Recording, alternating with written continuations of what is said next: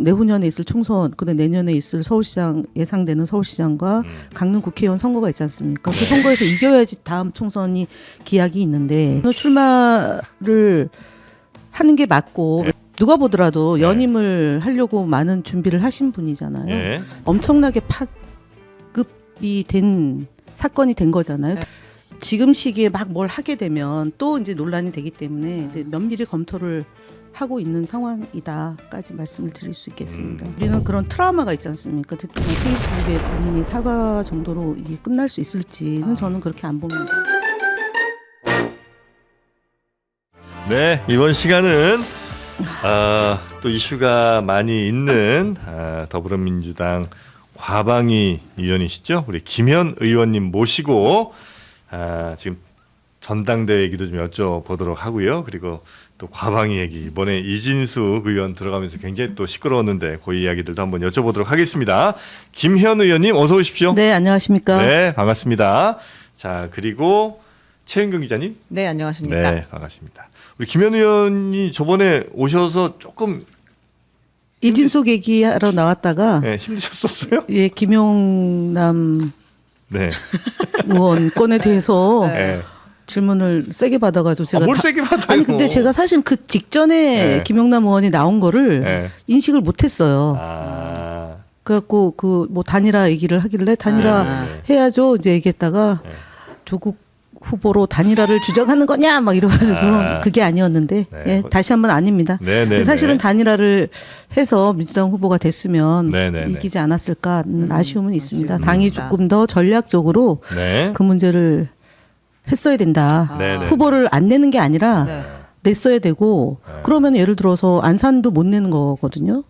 그런 논리라면. 예, 그런 논리라면. 네, 그렇죠. 사고 지역은 안 내기로 네, 했었다고 아니 그러니까 하면? 그거를 그게 원래 이제 예전에 안철수가 우리 당에 있을 때 안철수 의원이 우리 당에 있을 때 그 얘기가 나왔다가 그게 이제 여야 합의로 해야 되는 거잖아요. 우리만 후보를 안 내면 의석수를 뺏기는 거니까 예를 들어서 국민의힘에 요인이 있으면 국민의힘도 후보를 내지 말고 민주당도 민주당 때문에 보궐선거에 요인이 발생했으면 우리도 후보를 내지 않는 걸로 여야가 합의가 되면 진행이 되는데 그런 그게 게 아니었습니까? 안 됐어요. 그래서 네. 후보를 다 내는 걸로 갔던 거기 때문에 후보를 내지 말았어야 된다라는 얘기는 저는 동의할 맞지 수가 않는다. 없고 네. 냈다면 이길 수 있는 방안을 강구했어야 됐다. 그래서 네. 그것이 이 투표 전 단일화 투표 용지 찍기 전에 인쇄 전에 네. 단일화를 전에. 했어야 된다. 아쉬움이 좀 있으셨다는 네, 저는 거죠. 그래서 지방선거와 보궐선거에 대한 평가가 네.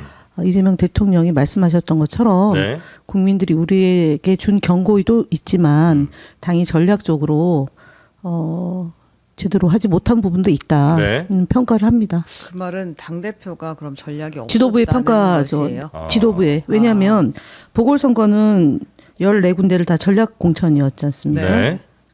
그렇기 때문에 권한도 주지만 그 권한에 대한 결과에 대해서도 네. 책임을 져야 된다고 봅니다. 그 승리한 거예요? 저 패배한 거예요? 저는 실패도 있고요, 승리도 있고 그래서 이 부분에 대해서는 네. 대통령이 평가하신 대로 네. 보는 게 맞다. 승리했다고 볼 수 없죠. 네. 예. 아니, 승리했으면 지지율이 계속 유지가 돼야 되는데 지지율이 떨어졌지 그러니까 않습니까? 전당대회에서 이제 그걸로 많이 또 갈리시기도 했으니까. 예, 그건 과학적인 분석을 해야 된다고 생각합니다. 이제 선거의 유불리함을 가지고 네. 후보들은 얘기할 수 있지만 저도 지도부는 아니지만 네. 당직자의 한 사람으로서 선거의 패인에 대한 자기 반성도 했고요. 스스로 이제 저희 지역도 어려움이 있었기 때문에 사실은 좀 전략적 선택을 했어야 된다라고 여러 차례 지도부에게 얘기를 했는데 반영이 안 됐어요. 네. 그런 면에 대해서 평가가 좀 지금은 이제 평가위원회가 구성이 돼서 유지가 되고 그러니까 평가를 하고 있거든요. 지금 네. 민주정책연구원장이 평가위원장인데 네. 거기서 평가를 나오는 걸 봐야 되겠지만 저는 두세 가지 지점에서 그러니까 전략이 좀 부재했다라는 거 하나하고 사실 이번에 처음 있었던 일인데요. 당직을 하루만 당직을 가졌어도 대표 경력으로 쓸 수 있게 만들었어요. 선거 공보물에다가 쓸 수 있게 아니요, 한 아니요. 거예요? 아니면? 경선 때. 물론 공보물은 당연하고 네. 경선 때. 네. 예를 들어서 저희가 이제 6개월 이제 어떤 당직이나 공직을 6개월 이상은 해야지. 해야 된다라는 게 이제 대표 경력으로 해서 여론조사할 때 네. 대표 경력 2개를 갖고 그러니까 여론조사를 하잖아요. 권리당원, 일반 당원, 일반 국민들을 대상으로 50대 지금 50. 전당대 당내 말씀하시는 경- 거죠? 아니요. 경선을 지방선거 할 때. 지방선거 때 예를 들어 도의원이다, 네. 자치단체장이다, 광역 후보다. 그럼 네. 이제 당내 경선을 하잖아요. 예. 그러면 대표 경력을 쓰는데 네. 보통 제가 이제 춘추관장을 했고 예. 언론특보를 했습니다. 그리고 예. 국회의원을 했습니다. 그럼 그 중에 2개만 쓸 수 있거든요. 네. 네네. 그러면 6개월간의 월급을 받은 경력을 쓰거나 그래야 되겠죠. 네네네. 또 당직도 어떤 기간이 있었습니다. 예. 6개월 또는 3개월. 예. 근데 이번에는 그걸 없앴어요.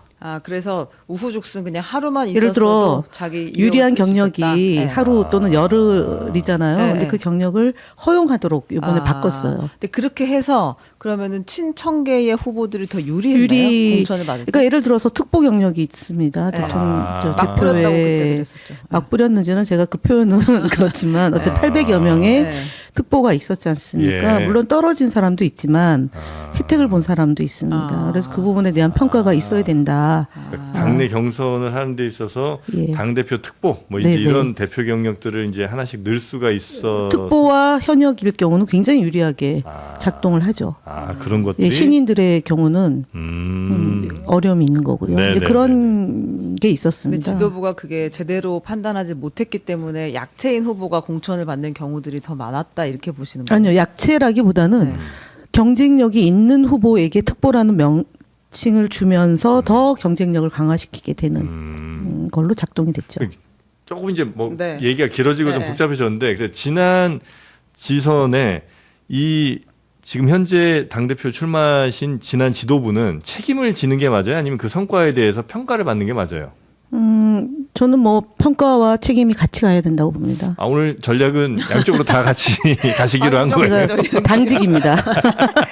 알겠습니다. 당근 저도 출마 책임이 있기 자체에 대해서는 그러니까 정청래 대표 예, 출마는 해야 한다. 예, 저는 출마를 하는 게 맞고 네. 왜냐하면 이분이 사실은 누가 보더라도 연임을 하려고 많은 준비를 하신 분이잖아요. 예. 단적으로 제주도에서 1월 25일 날 팬클럽이 뭐 네. 출발할 때도 현장에 있었던 분이고 그래서 준비를 했기 때문에 만약에 안 했으면 당이 굉장히 또 한편으로 어려워졌을 것 같습니다. 지지자들. 심플하게 좀 여쭤볼게요. 이번 전당대회를 통해 당대표는 누가 되는 게 가장 민주당에 좋다고 생각하세요? 저는 이재명 대통령과 호흡을 맞추고 네. 이재명 대통령이 하고자 하는 국정 운영을 뒷받침하는 분이 돼야지 네. 당도 안정이 되고 국정 운영도 잘 될 거다라고 봅니다. 말씀으로 충분히 유추할 수 있을 것 같긴 한데 네. 혹시 그 이름을 얘기하는 거는 안 되는 일인가요? 제가 당직자이기 때문에, 당직자이기 때문에 알겠습니다. 공개적으로 하면 안 그런 됩니다. 분이 네. 당대표가 되시는 게 맞고 네, 지도부가 그렇게 구성되는 게 맞다고 봅니다. 그리고 최고위원들도. 사실은 이번에 이제 뭐 김대중 노무현 대통령, 네. 그다음에 문재인 대통령, 그리고 현존하는 이제 이재명 대통령 네 분에 대한 네. 사통 얘기를 많이 하시잖아요. 네. 그 통합과 단결을 얘기하는데 그 중에 또 한 분이 또 포함이 되어 있죠. 이해찬 전 총리인데 사실은 2016년도에 이제 추미애 대표가 2년 임기를 마치고 연임은 안 하셨죠. 네. 그리고 지방선거까지 승리로 이끌었고 네. 그때가 사실은 이번 선거의 기준이 된다고 저는 봅니다. 평가의 기준이 2016년. 예, 17년에 이제 탄핵으로 문재인 대통령이 됐고 그다음에 1년 만에 치러지는 지방선거였지 않습니까? 대구 경북을 제외하고 다 이겼습니다. 그래서 이번 선거는 그 기준이 서울이 승리하느냐, 경남이 승리하느냐라고 저는 저의 개인적 기준은 네, 거기였습니다. 네, 네, 뭐 보궐선거는 조금 차치하고 그래서 울산이 이긴 거는 울산, 부산 이긴 거는 집권 여당으로서 저희가 프리미엄이 있기 때문에 당연히 이기고 강원도도 집권 여당일 때 저희가 승리를 했습니다. 네. 그런데 서울하고 경남을 왜 졌는지에 대한 평가가 이루어져야 된다는 게 크고요. 그다음에 이해찬 총리를 따라가겠다라고 했으면 사실은 이해찬 총리는 총선에 불출마 선언을 했고 당시에 네. 2018년도 두 번째 도전이었습니다. 연임은 아니지만 네. 근데 2012년도에 당대표는 대선 패배하고 난 뒤에 이제 물러나셨고 그래서 2018년도에 문재인 정부를 안착시키려면 성공을 하려면 그리고 연속 정권으로 가려면은 좀 무리하게 본인이 나오신 거거든요. 한 번 네, 당대표를 네. 했었기 때문에 두 번째 도전에 대한 부담도 있었고 당시에 사실은 김부겸 행안부 장관이 출마하려고 하셨어요. 네. 근데 이제 그러려면은 대통령께서 장관을 해임을 해야 되는데 그거를 안 하셨죠. 그러니까 사실상 출마를 못 하면서 이제 이해찬 총리께서 출마를 하셨는데 네. 불출마 선언을 하셨습니다. 그러니까 20 총선 불출마를 예, 말씀하시는 거죠? 그렇습니다. 네. 그 다음 이제 본인이 공천권을 행사하는 그 총선에 불출마 선언하고 정계 은퇴까지 하겠다. 네. 뭐 해서 배수혜진을 치고 이해찬 총리가 당대표가 됐다. 당대표가 됐고 시스템 공천을 도입했고 그다음에 네. 하위 20%는 공개하지 않으면서 이제 당을 컷오프하고. 관리를 네. 관리를 하셨습니다. 네. 그래서 지금 일각에서 이해찬 총리를 많이 거론을 하시는데 그런 부분이 있었다는 네. 점을 말씀을 그러면 뭐예요? 최소 연임을 하려면 본인도 다음 총선 불출마를 아니 저는 하고. 총선 그게 아니라 이해찬을 이번 선거에 이해찬 총리를 이번 선거에 그 유지를 따라 배우겠다고 받는다고 하면 한다면 네. 그 부분에 대한 성찰 그러니까 왜 이해찬 총리가 두 번째 도전을 했는지에 대한 것도 다 보고해야지 그 이름만 갖다 네, 쓰지 말아라. 정신과 가치를 공공재인 이해찬 총리를 배우겠다고 하면 그 점에 대해서 같이 검토를 해야 네. 된다 하고 그 저는 당대표가 생각합니다. 어떤 분이 돼야 되겠다는 생각은 혹시 전과 조금 이제 아니, 달라졌어요? 저는 변하지 않았습니다. 변하신 그래요? 분들이 많은데 저는 사실은 지금 이제 나오신 분하고는 네. 뭐 개인적으로 송영길 후보하고는 그렇게 이제 정치를 같이 하진 않았습니다. 네네네. 예, 왜냐하면 송영길 대표님이 대표 시절엔 저는 공무원이었기 때문에 방통위 부위원장을 하고 있었기 때문에 네네. 그때는 당에 없었거든요. 근데 이제 두 분은 이제 정치를 같이 오랫동안 했죠. 실제로 그 김민석 후보는 1995년도에 그때 이제 94년도 95년도에 격변기였습니다. DJ 대통령이 다시 복귀를 하면서 뉴 DJ 플랜을 걸고 대선에 도전하는데 사실 92년도에 정계 은퇴를 하셨기 때문에 네. 97년도 대선 도전한 건 굉장히 무리였어요. 네. 그때 이제 소위 이제 잔류민주당에서 꼬마민주당으로 남으신 분들이 있고 네. 그리고 이제 그 새정치국민회의 네. DJ 정당으로 합류한 분인데 그때 이제 김민석 의원이 합류를 하면서 95년도 지방선거 서울시장 선거에 조순시장 나왔을 때 그 컨트롤 타워를 했던 본부장은 이해찬 네. 당시 재선 국회의원이었고 여기는 이제 초선 국회의원이었습니다. 예, 아니, 정치 역사가 지금, 이제 너무 길으셔서 그래서 근데 그때 이제 방금 기억 여쭤본 이유는 이제 여기 저 댓글이나 이런 데서 보면 많은 분들이 우리 김면 의원이 전에는 굉장히 이제 강한 개혁 성향의 정청래 후보와 꽤 이제 코드가 잘 맞는다고 아마 평가를 하셨던 것 같아요. 근데 지금 이제 말씀해 주시는 거는 지난 지선 평가에 대한 것도 그렇고 앞으로 어떤 대표가 돼야 되는가에 대해서 아마 정청래 후보보다는 좀 다른 분을 혹시 염두에 두시는 건가는 이제 아마 그런 판단들을 좀 저는 하시는 것 이재명 같아서. 대통령의 성공이 예. 늘 우선이었고요. 그리고 이재명 대통령의 예. 철학과 가치와 노선을 뒷받침하기 위해서 저희가 이제 방송 개혁을 했던 거고요. 네. 그거는 이제 방송 정상화 가방일을 하면서 방송 정상화를 위한 방송 개혁이었고 예. 언론 개혁은 사실은 이제 또 영역이 좀 넓지 않습니까? 네. 그건 이제 문체위 소관도 있고 가방의 소관도 있는데 저희는 일단락이 됐습니다. 그래서 방송 정상화를 이제 TBS하고 YTN 문제가 남아 있는 거고 그다음에 이제 그 방송 3법을 통과시키면서 KBS MBC 이 공영방송 정상화 그다음에 이제 이것을 더 진흥시킬 수 있는 진흥으로 저희는 이제 방향이 바뀌어질 겁니다. 그래서 네.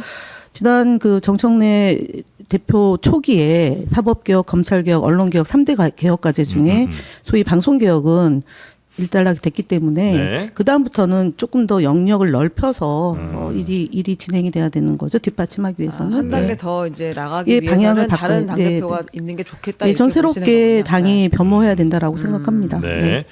그 대통령 얘기가 좀 뭐 나왔으니까 최근에 이 저 전당대회에서 본의 아니게 갑자기 이제 대통령이 소환된 사건이 하나 있었잖아요. 네, 되게 좀 네, 네. 황당한 사건이죠. 그 네. 박시영 TV에서 네. 이지은 전 대변인이 뭐 취지가 정확하게 뭔지는 모르겠습니다만 그 이희자 씨라는 분이죠. 네. 그 그 사람과 여자. 같이 찍은 사진, 이재명 대통령이 찍힌 사진을 이제 공개를 하면서 야, 정청래 당대표가 이 사람이랑 찍은 사진이 만약에 이게 신천지와 연관 의혹이라면 이렇게 되면 대통령도 이거 연관 있다고 할 수 있어야 되는 거 아니냐 이제 이런 취지의 아마 비판을 좀 했던 것 같아요. 근데 그거에 대해서 지금 굉장히 요 전당대회에서도 좀 이슈가 많이 좀 되고 있는 것 같습니다. 이건 어떻게 보고 계십니까? 저희가 사실은 이제 7월 7일부터 시행한 그 정보통신망법 개정안에 보면 허위 조작 정보를 개념 규정을 했거든요. 네. 그러니까 허위 정보 또는 조작 정보임을 알고도 지속적으로 반복적으로 악의적으로 유포하는 것은 네. 이 허위 조작 정보로 규정을 한 거고요. 네. 그래서 정보통신망법 개정안에 이게 적용이 될지 안 될지를 검토하고 있습니다. 왜냐하면 이 최초로 사건이 이거 지금 예. 자기 유튜브에다가 이 사진을 올리고 페이스북 올리고 방송한 것 예, 자체가 예. 그러니까 일단은 첫 번째 1단계는 조작 정보인지 몰랐다는 거지 않습니까? 네네. 근데 조작 정보임을 알게 된 직후부터 이 부분에 대해서는 삭제 조치를 해야 되는 거죠. 이 그 유튜브 네. 방송 에서는 자체를 없애 예, 원래 그 부분만 왜냐하면 조작 정보잖아요. 네. 근데 조작 정보임을 몰랐다. 음. 근데 알게 됐잖아요. 네. 그 다음부터는 이것은 경제적 이익을 취득하기 위해서 반복적으로 생성하면 안 되는 정보인 거죠. 조작 네. 정보인 거잖아요. 가짜 네. 뉴스이자 조작 정보이잖아요. 그래서 이게 아마 제가 볼 때는 제가 볼 때 이게 첫 번째 사례가 되지 않을까 싶습니다. 이지은 위원장은 당일날 네. 정청래 국회의원과 함께 그 우리 거구장에 저 이재명 대표를 안내했고 네. 네네네. 그리고 사진을 찍었잖아요. 네. 그럼 현장에 정청래 대표는 있던 거고 네. 이지은 위원장도 있었다고 있었죠. 보죠. 네. 그러면 그것을 방송에 이걸 가지고 아젠다 요 의제를 가지고 와서 네. 했다는 거잖아요. 네. 그러면은 대통령도 신천지냐라는 타이틀을 걸고 그러면 이지은 위원장은 알고도 의도적으로 조작된 편집된 조작 편집된 사진을 유통시킨 거지 않습니까? 그러면 그러면 몰랐다고 주장해도 그거는 아니 현장에 있었으니까. 있었어요. 예, 예. 정청래 대표는 모르는 거죠. 후보는 모르는 거죠. 왜냐하면 사진을 박시영 TV에 출연하지 않았기 때문에. 네. 그러니까 그 부분은 이제 배제가 되는 거고요. 네. 그러니까 이지은 위원장은 알고 있었던 거잖아요. 네. 그리고 경찰 출신이잖아요. 네. 사건을 수사를 하고 했던 사람으로서 이것이 세 사람이 찍은 사진이 두 사람만 잘렸다. 잘려 있는 그 페이스북에 올라온 글을 유통시킨 거지 않습니까? 그럼 박시영 TV는 몰랐다고 하더라도 박시영 진행자가 네. 1단계에서는 모르는 걸 수 있어요. 네. 근데 8월 6일 날 세 사람이 찍은 사진이 오픈이 됐지 않습니까? 네. 그러면 이거는 그때부터는 알게 된 거잖아요. 네. 그럼 이거는 정리를 해야 되는 거죠. 그럼에도 불구하고 정리를 안 하고 계속 이 문제를 제기한 사람을 고발하겠다. 네. 우리 당의 전당대회에 깊숙이 일단은 개입한 겁니다. 그럼 당이 피해를 본 거거든요. 네. 그래서 이 부분에 대해서 지금 그 조치는 하고 있고요. 이것이 불법 정보 또는 허위 조작 정보인지에 대해서 해당 우리가 유튜브에게도 의견을 지금 전달하는 거고요. 네. 그다음에 이 망법에 개정된 망법에 저촉이 되는지 이것도 저희가 검토를 하고 있는 거죠. 그럼 당이 고발의 주체가 되는 거예요? 아니 그러니까 검토를 하고 있는 하고 거죠. 있는데. 검토를 하는 거죠. 근데 이제 이 법을 어겼다고 하면 할 수 있는 조치는 어떤 게 있는 거예요? 제가 이제 국민소통위원장이고요. 네. 그러니까 이게 이제 엄청나게 파급이 된 사건이 된 거잖아요. 네. 대통령 그리고 의원들이 지금 이제 당이 조치를 해야 된다라는 이제 문제 제기가 들어온 상황이기 때문에 그렇다고 해서 또 이거를 지금 시기에 막 뭘 하게 되면 또 이제 논란이 되기 때문에 이제 면밀히 검토를 하고 있는 상황이다까지 말씀을 드릴 수 있겠습니다. 그러니까 이게 이제 뭐 신천지냐 네. 아니냐 이걸 떠나서 네. 그러니까 우리는 그런 트라우마가 있지 않습니까? 대통령이 트리밍된 사진으로. 예, 그걸로 선거법 위반을 네. 네. 했니 많이 거짓말을 했니 많이 갖고 네. 얼마나 많은 고통을 당했습니까? 그런데 그 위원장이 지금 현재 지역위원장이잖아요. 네. 위원장이 이런 문제를 그냥 페이스북에 본인이 사과 정도로 이게 끝날 수 있을지는 저는 그렇게 안 봅니다. 그럼 예. 당에서는 전당대회가 끝나고 나면 요 네. 안에 대해서 이제 법률 검토도 그때면 끝날 거 아니에요? 네, 그럼 그렇습니다. 뭐 고발을 하든 네, 검토, 뭐 아니면 예. 지역위원장에서 제명을 하든 뭔가 조치가 그거는 뭐 있을 제가 것이다. 제 권한은 아니고요. 제 영역은 아니고 어쨌든 제가 위원장으로서 우리 당원 당교상에 네. 그 품위 유지가 있고요. 그다음에 윤리를 지켜야 되는 네. 규범을 지켜야 윤리 규범이 있습니다. 저희 당원. 이런 부분에 근데 이거 고발 같은 거 하실 수 있을까요? 왜냐하면 뭐 네. 예를 들어 이지은 전 대변인도 뭐 자주 또 이른바 제일 큰 채널에 이제 출연하는 사람이고 또 박시영 TV의 박시영 씨 같은 경우도 거의 고정 출연하시잖아요. 그러니까 그 가장 큰 채널에. 그래서 이게 상당히 민주당에서도 이제 가장 많은 의원들이 가장 많이 출연하시는 그 프로와 또 같이 함께 하시는 분들인데 거기 고발이 가능하겠습니까? 제가 저 지난번에 네. 기억하실 겁니다. 네. 공소 거래설, 공소 취소 거래설. 네네네. 장윤수 기자가 네, 이야기한 그거 고발했어요. 예, 장모 기자를. 네네. 그래서 엄청 공격을 받았거든요. 네. 한편에서는 왜 그 진행자는 안 하냐? 왜 그 발언한 사람은 발화자만 고발하냐? 뭐 그러고 그 해당 프로그램의 진행자는 안 하고 예, 예. 그 이야기한 사람은 고발을 고발하냐? 그래서 했으니까. 이것도 네. 법적 검토를 한 겁니다. 네. 근데 진행자는 음. 책임이 없어요, 사실은. 그 진행자, 그 현재 정보통신망법으로는 네. 그래서 이게 저희가 이제 그 언중위에는 갈 수 있는 사안입니다. 네. 그러니까 이제 언론사니까. 근데 사주는 안 됩니다, 대상에. 그러니까 발화자만 이제 언중위에 갈 수 있는데 저희가 언중위를 건너뛰고 고발 조치로 간 거거든요. 네. 그래서 어떤 규모이든 이게 이제 저희가 이 법을 만들 때 네.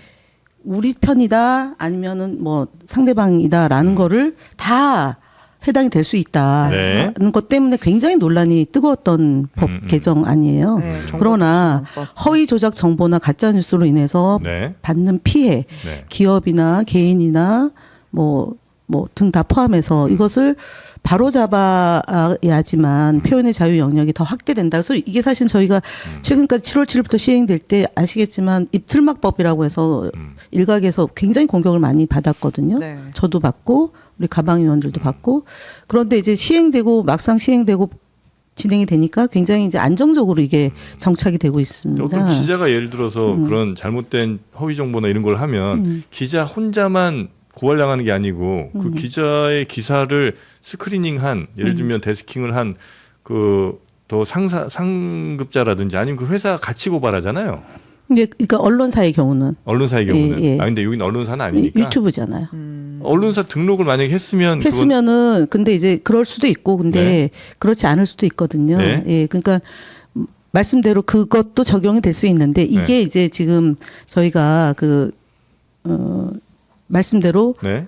그 일보의 사주일 경우에는 네. 그렇게 가는데 네. 요 부분은 좀 분리가 돼 있어요. 그저 출연자랑 진행자는 진행자하고, 소속 관계는 아니라고 보는 본 거죠. 거예요. 그렇게 다를 수 있다. 네, 알겠습니다. 네, 그렇게 법률 검토를 했습니다. 네. 그 이지은 그 위원장은 그 말씀대로 알고 있었다면 왜 굳이 이거를 박시영 TV에 들고 나왔다고 보세요? 그것까지는 제가 그 머릿속까지는 제가 판단할 수는 없고요. 네. 그러니까 그때가 1차 선거 때지 않습니까? 네. 네. 투표 때였다. 예. 네. 그래서 뭔가 좀 본인도 그것까지는 생각을 못했을 거라고 보는데 이렇게까지 파장이 클 거라. 근데 저는 궁금한 거는 3인이 찍은 사진을 어디서 이걸 확보했냐, 누가 제보했느냐가 제일 궁금합니다. 아, 네. 원본이. 근데 그 사진도 원본이 아니거든요. 사진의 형태를 보면 네. 아 이것도 크롭된 건가요?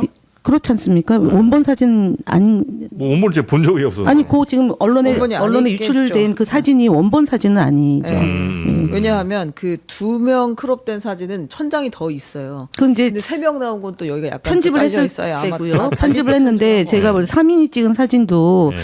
영상인지 아니면은 바깥에서 누군가가 찍은 건지 왜냐면은 유리가 좀 있는 듯한 느낌이 있지 않습니까 사진이? 아, 그래요? 예, 약간 그때 뭐 포즈는 취해 준 것 같아서. 예, 아니 네, 그쵸, 찍은 찍은 거죠. 거죠. 왜냐하면 알고 저분이 찍은 거죠. 이희자 씨가 네. 그 이전에 박근혜 대통령하고도 찍었고 윤석열 대통령하고도 당시 후보하고도 찍은 걸로 그렇게 알려져 있기 때문에 네. 유력 인사들하고 사진 찍는 걸 좋아하셨다고 네. 돼 있거든요. 그래서 저 부분에 대해서는 뭐 찍을 수는 있는데 네.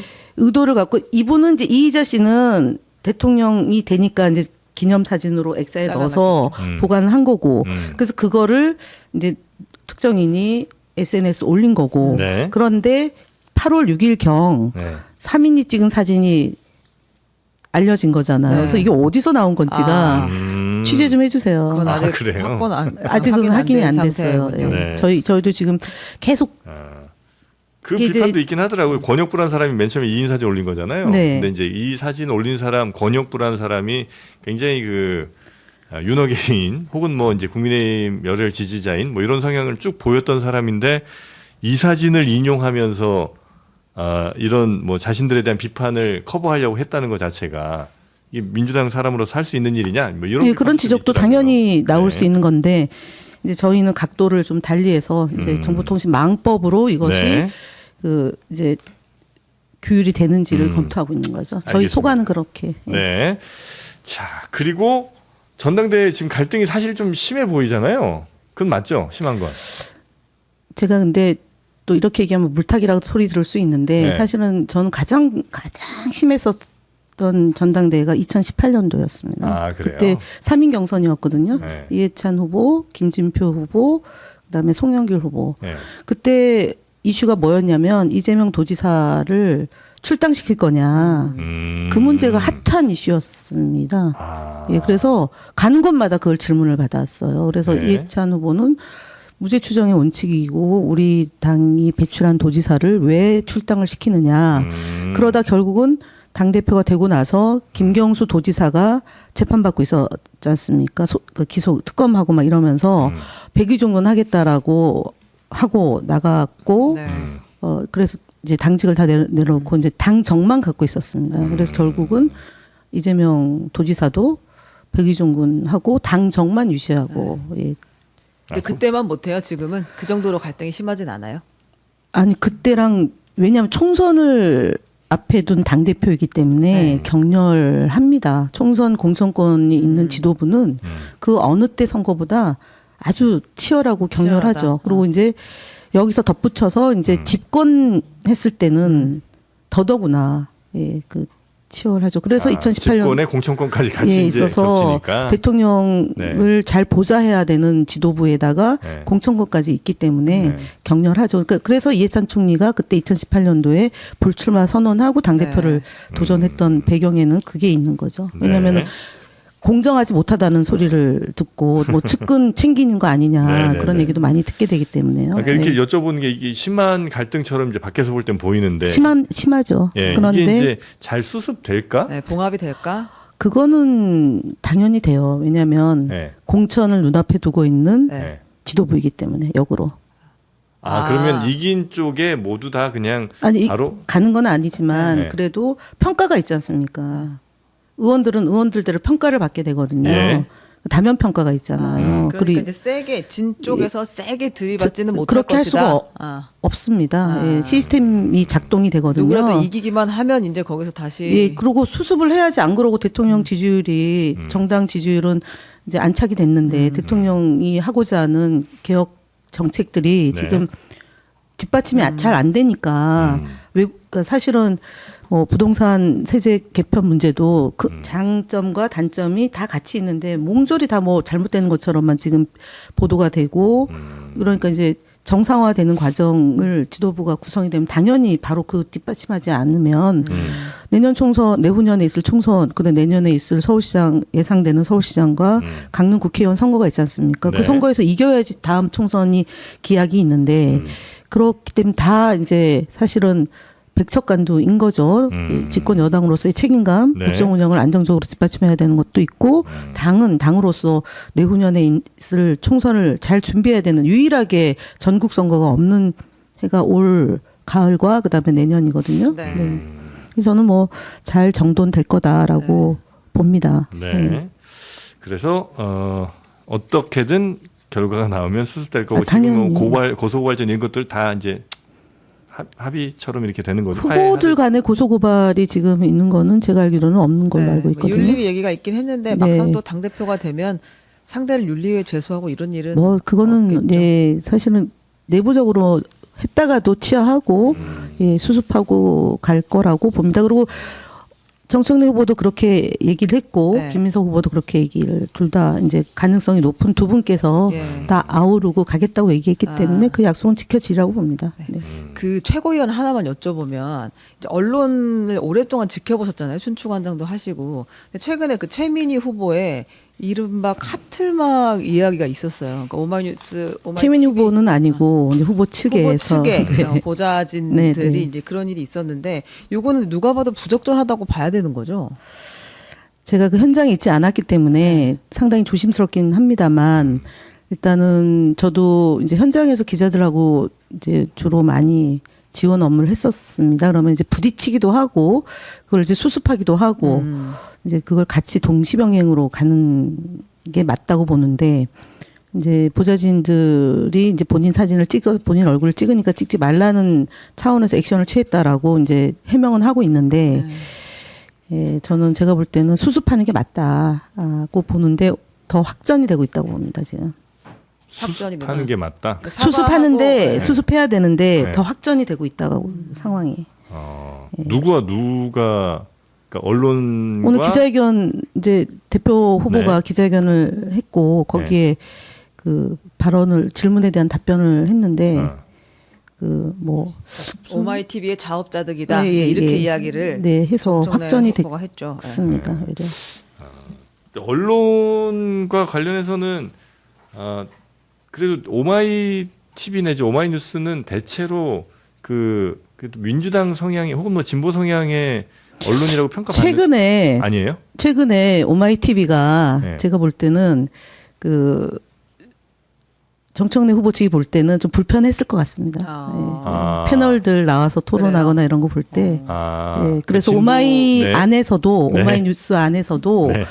그 이제 한쪽에 좀 편향된 거 아니냐라고 지적하는 목소리가 내부에 있대요. 예, 공심인가 그 네. 공정보도심의위원회 그 네. 노조 안에. 사내 안. 예, 그러니까 기자협회하고 노조가 있는데 그 노조 안에 공정보도심의위원회가 있는데 그 심의위원회에서는 조금 이 부분이 좀 지적이 되고 있었다. 이게 오늘 미디어 오늘에 나온 기사 보고 제가 말씀을 드리는 그 안에서도 거거든요. 약간의 갈등이 예, 갈등이 좀 있나 봐요. 네, 예. 오늘 그 질문은 기자의 질문은 정청래 후보에게 최근 이제 최민희 후보 측에서 오마이 TV 카메라를 물리적으로 막는 일이 있었는데 어떻게 생각하십니까? 물었고 정청래 후보는 자업자득이라고 생각합니다. 저도 오마이 뉴스와는 별로 인터뷰하고 싶지 않습니다. 이렇게 이야기를 했고 아니 근데 공론의 연설장의 현장인데 취재 허가를 받은 취재원이 기자가 하는 것이 그 막아도 되는 일이냐라고 다시 물어보니까 그 취재 현장에서 조선일보가 저한테 인터뷰를 요청해도 저는 안 할 것입니다. 이렇게 이야기를 했어요. 아마 이제 오마이 TV를 조선일보 정도의 거리감으로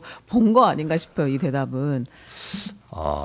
그래서 제가 네. 정리를 해야 되는데 확정이 되고 있다라고 말씀을 드리는 네. 거고 그거는 어차피 이제 시민들이 평가할 영역이다라고 이제 지금 이제 수도권하고 호남 이제 권리당원 근데 또 이걸 보고 판단을 할까요? 판단하실 거라고 저희가 봅니다. 약간 좀 안타깝게 생각하는 건 언론에 대한 이해가 부족한 분이 그랬다고 하면 뭐 그럴 수도 있죠. 불편하니까.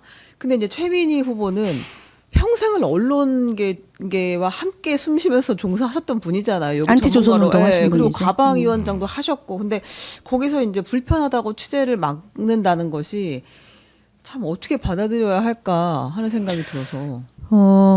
그래서 제가 사실은 저는 이제 저도 언론 개혁을 주창하는 사람의 한 사람으로 이제 지원과 이제 이 바로잡는 과정 이 부분에 대한 게 늘 이제 부딪히는 영역이에요. 그러니까 제가 이제 추추관장 할 때도 보면 이제 포토라인을 만들고 그거에 이제 협조를 요청하는데 이제 사진이나 영상 기자들은 조금 더 가까이 가서 다양한 이제 영상과 찍으려고 기록을 하죠. 남기고 싶어 하죠. 네. 그래서 이번에도 그 라인 그래서 확인을 해보니까 이제 포토를 그러니까 사진을 영상을 찍을 수 있는 그 공간이었다라고는 얘기하고 그래서 이렇게 저 격렬하게 지금 오마이뉴스하고 네. 이제 최민희 후보 측하고 붙어 있는데 저는 이제 당이 이제 선관위가 있고 그래서 전대준비위원회가 있고 하니까 현장에서 그런 일이 생기면 빨리 수습을 하는 게 맞다. 네. 그런 게 조금 기동성이 좀 떨어지지 않았나 그런 거죠. 왜냐하면 당원들이 보고 있는데 네. 그리고 또 찍히고 있는데 그 이제 보좌진이 그런 식으로 행동을 하는 것을 방치한 것 일정 정도는 그 저 실무단위에서 좀 방치한 것 아니냐 요 부분에 네네. 대한 지적을 하는 거고요. 그리고 이제 수습을 해야 되는 겁니다. 언론사와의 사과하고 관계에서는 아니면 뭐 사과 방식이든 뭐 시시비를 가리든 아. 수습하는 게 맞는데 지금 방식은 선거 시기에 또 수습하다 보면 이제 표와 연결이 되는 문제이기 때문에 쉽지 않을 것 같고요. 후보 입장에서는. 근데 이제 제가 한 두 가지 정도가 생각이 나는데 일단 뭐 누가 되든 여당 대표라고 만약 한다면 여당 대표는 어쨌든 다수의 국민들 대상으로 뭔가를 해야 되는 사람일 거 아니에요. 그러면 본인이 마음에 든 언론이 있고 마음에 좀 안 드는 언론도 있겠죠. 그렇다 하더라도 예를 들어 인터뷰를 하면 뭐 시간 관계에서 다는 못 가더라도 조금 뭐 골고루 간다든지 이번에 못 갔으면 다음에 한번 간다든지 뭐 이런 정도의 최소한의 시간 배분 정도는 있어야 되는 거 아닌가 하는 생각도 좀 들기도 하고. 그러니까 마음에 드는 것만 6, 7번 계속 나가는 거는 썩 좋은 행동은 아닌 거 아닌가. 그래서 제가 예? 이제 이해찬 정신, 이해찬의 노선, 이해찬의 가치 얘기할 때 네. 그걸 정말 온전하게 평가하고 분석해서 이렇게 해야 된다고 보는 겁니다. 네.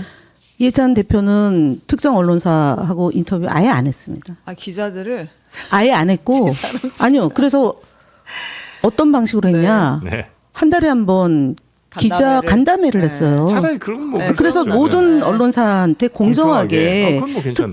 특정 언론에게 특종을 네. 주는 방식이 아니고 네. 공정하게 그렇게라도 했습니다. 했어야 했는데. 아니, 저는 그렇게 가는 게 맞았다. 정청래 대표는 그렇게 안 했잖아요.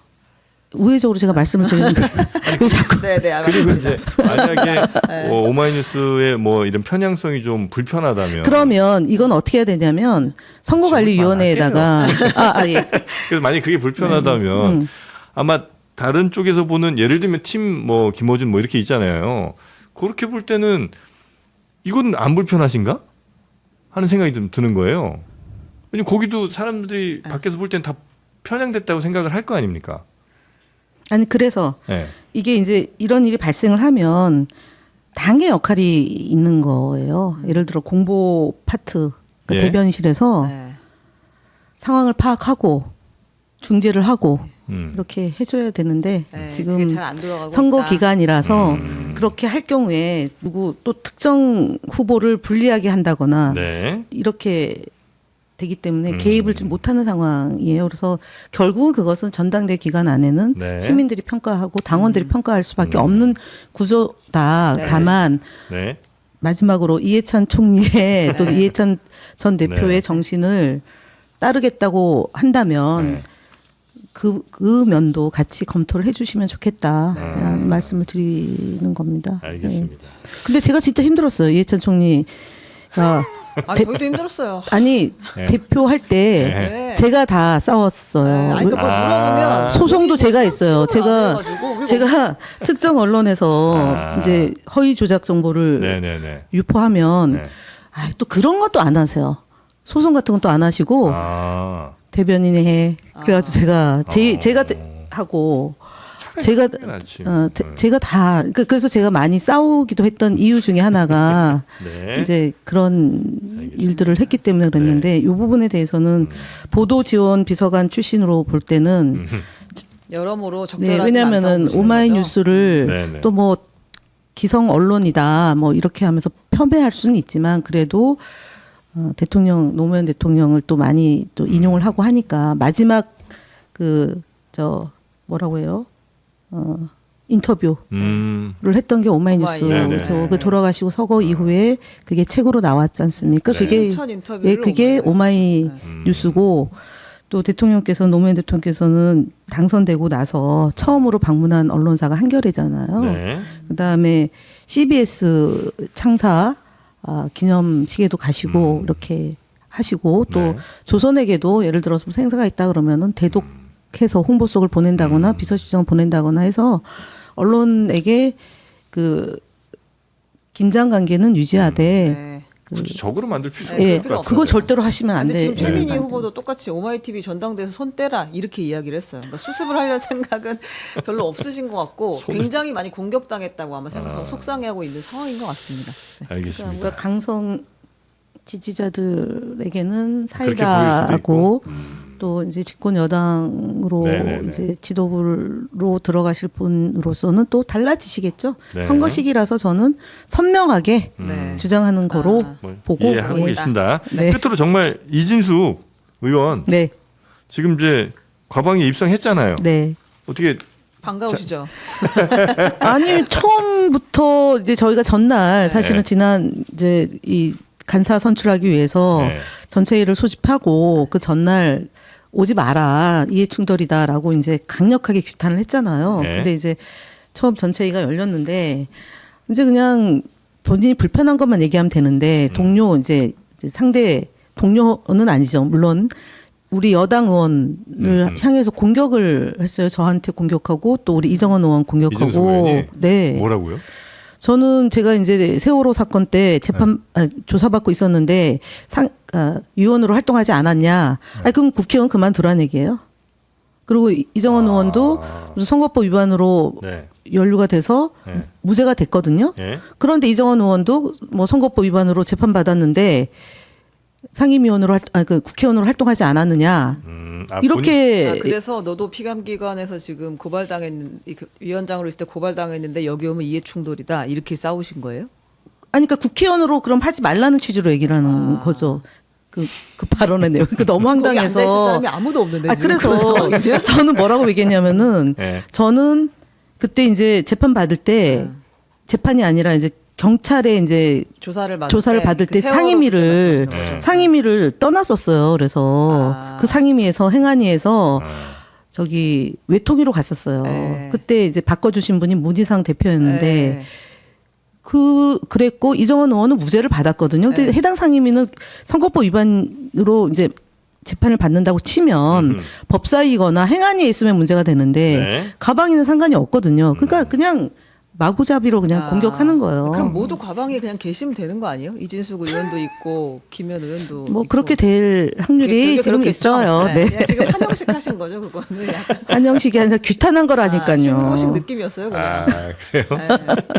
앞으로 근데 예. 최혁진 네. 무소속 의원이 있잖아요. 법사위에서 우리 쪽으로 와서 그래서 이분이 같은 라인에 앉아 있거든요. 아. 목소리가 워낙 크시잖아요. 네. 그다음에 공격할 때 논리가 대단히 무궁무진해요. 아. 우리는 뭐 아, 가방위권으로 우리는 아. 가방위권으로 얘기하는데 이분은 전혀 다른 방향으로 공격해서 이진숙 의원이 앞으로 곤욕을 치를 것 같아요. 아, 자리가 근데 마주보고 있나요? 아니요 옆에서 옆이죠? 얘기하죠. 옆에서 네, 그러니까 옆옆이에요. 이진숙, 최혁진 이렇게 있는 거죠? 김서빈 의원이 있고 그러고 이제 아, 그래서 조경태 의원이 있고 이제 그 한 세네 명 사이에 있는데 아하. 목소리가 워낙 크시잖아요. 네. 그러니까 그냥 뭐 쩌렁쩌렁해서 저희가 잘 지켜보겠습니다. 예, 어쨌든 이진숙 의원 저 대답해 보세요. 뭐 이제 이런 거 하시는 거죠? 아니, 대답해 보세요. 그냥 주장을 합니다. 자기 얘기예요. 예, 그냥 주장합니다. 그리고 저는 거의 맞은편이고 아. 이렇게 짝꿍이며, 예. 그래서 아마 볼만한 일들이 많이 생길 것 그래요? 같습니다.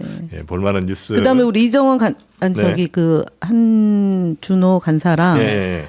김장겸 의원이랑 네. MBC 아, 출신이잖아요. 네요. 근데 이진숙 의원도 MBC고. 아, 그러네. 그러니까 여기는 또 견원지간입니다. 근데 MBC가 최대 개파네요, 거기. 세 명이 앉아서 제일 후배가 이 우리 저기 한준호 한준호 의원인데 의원이요. 한준호 맞아요. 의원이 그러겠죠. 핍박 받을 때 이진숙, 김장겸. 그래요?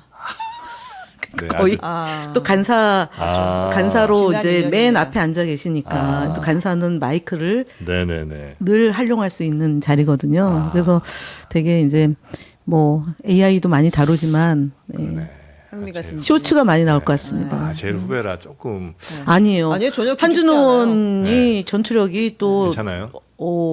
네네. 만만치 한준호 않습니다. 의원 가만히 있는 사람 아니에요. 그다음에 우리 일단 또 엄기영 의원 같은 아니. 아니 전혀 아니고요. 그다음에 송기현 위원장님이 이분이 또 율사 출신이잖아요. 네. 조용조용 하시는데 네. 또 이렇게 한 논리로 하여튼 흥미로운 네. 과방위 그래서 생활을 꾸려가고 계신다. 이진숙 의원이 네. 생각보다 쉽지 않을 거다. 길을 많이 못 펼 겁니다. 아 그래요? 네. 네. 거기 쇼츠 나오는 거 좀 구경하도록 하겠습니다. 네. 자 오늘 함께해 주신 김현 의원님 대단히 감사하고요. 예, 종종 또 이렇게 함께 네. 해주셔서 너무 고맙습니다. 네, 감사합니다. 오늘 조심히 들어가시고 고맙습니다. 네, 감사합니다. 네.